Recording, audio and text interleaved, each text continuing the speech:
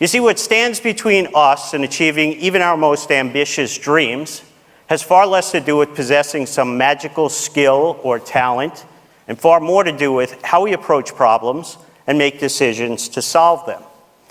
And because of the continuous and compounding nature of all those millions of decisions that we face on a regular basis, even a marginal improvement in our process can have a huge impact on our end results. And I'll prove this to you by taking a look at the career of Novak Djokovic. Back in 2004, when he first became a professional tennis player, he was ranked 680th in the world.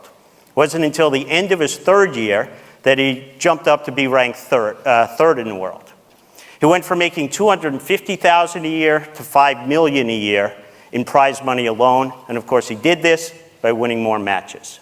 In 2011, he became the #1 ranked men's tennis player in the world, started earning an average of $14 million a year in prize money alone, and winning a dominating 90% of his matches.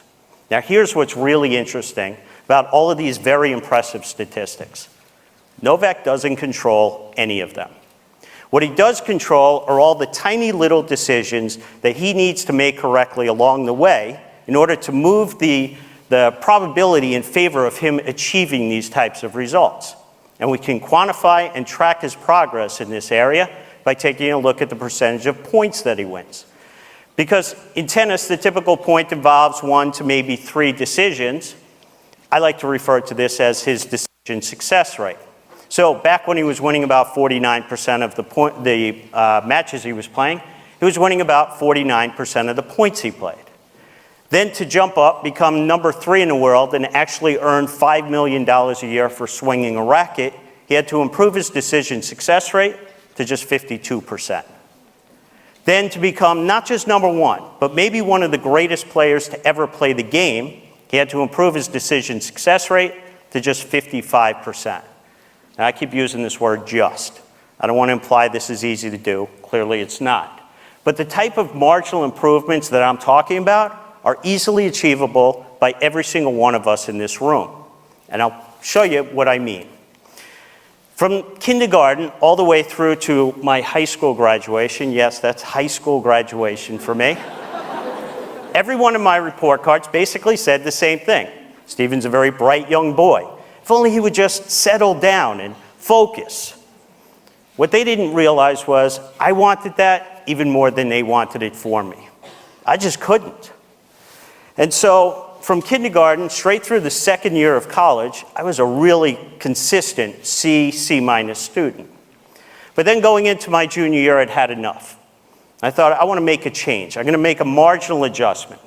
And I'm going to stop being a spectator in my decision-making and start becoming an active participant.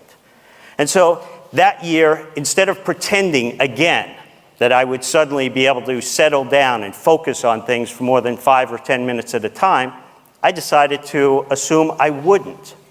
And so if I wanted to achieve the type of outcome that I desired, doing well in school, I was going to actually have to change my approach. And so I made a marginal adjustment. If I would get an assignment, let's say read 5 chapters in a book, I wouldn't think of it as 5 chapters. I wouldn't even think of it as 1 chapter. I would break it down into these tasks that I could achieve that would require me to focus for just 5 or 10 minutes at a time. So maybe 3 or 4 paragraphs, that's it. I would do that. When I was done with those 5 or 10 minutes, I would get up. I'd go shoot some hoops, do a little drawing, maybe play video games for a few minutes. And then I'd come back. Not necessarily to the same assignment, not even necessarily to the same subject, but just to another task that required just 5 to 10 minutes of my attention. From that point forward, all the way through to graduation, I was a straight A student. Dean's List, President's Honor Roll, every semester. I then went on to one of the top graduate programs in the world for finance and economics. Same approach, same results. So then I graduate. I start my career and I'm thinking, this worked really well for me. You know, you take these big concepts, these complex ideas, these big assignments, you break them down to much more manageable tasks. And then along the way, you make a marginal improvement to the process, you nudge the odds of success in your favor. I'm going to try and do this in my career. So I did. I started out as an exotic derivatives trader at Credit Suisse. It then led me to be global head of currency option trading for Bank of America. global head of emerging markets for AIG International. It helped me deliver top-tier returns as a global macro hedge fund manager for 12 years and to become founder and CIO of 2 award-winning hedge funds. So it gets to 2001, and I'm thinking, this whole idea, it worked really well in school. It's been serving me well as a professional. Why aren't I applying this in my personal life? Like to all those big, ambitious goals I have for myself. So one day, I'm walking to work, and at the time, my commute was a walk from one end of Hyde Park to the other in London. It took me about 45 minutes each way. Hour and a half a day, 7.5 hours a week, 30 hours a month, 360 hours a year when I was awake, aware, basically wasting time, listening to music on my iPod. So on my way home from work that day, I stopped at the store. I picked up the first 33 CDs in the Pimsleur German language program, ripped them and put them onto my iPod.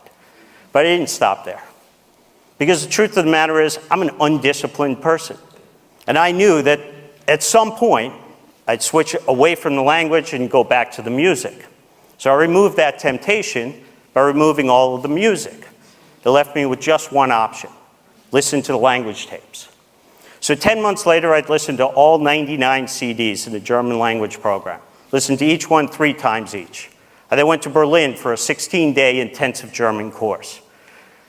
When I was done, I invited my wife and kids to meet me. We walked around the city. I spoke German to the Germans. They spoke German back to me. My kids were amazed. I mean, that couldn't close their jaws.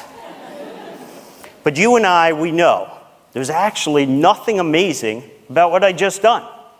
I made this marginal adjustment to my daily routine, this marginal adjustment to my process. Und jetzt, ich spreche ein bisschen Deutsch. And now I can speak some German.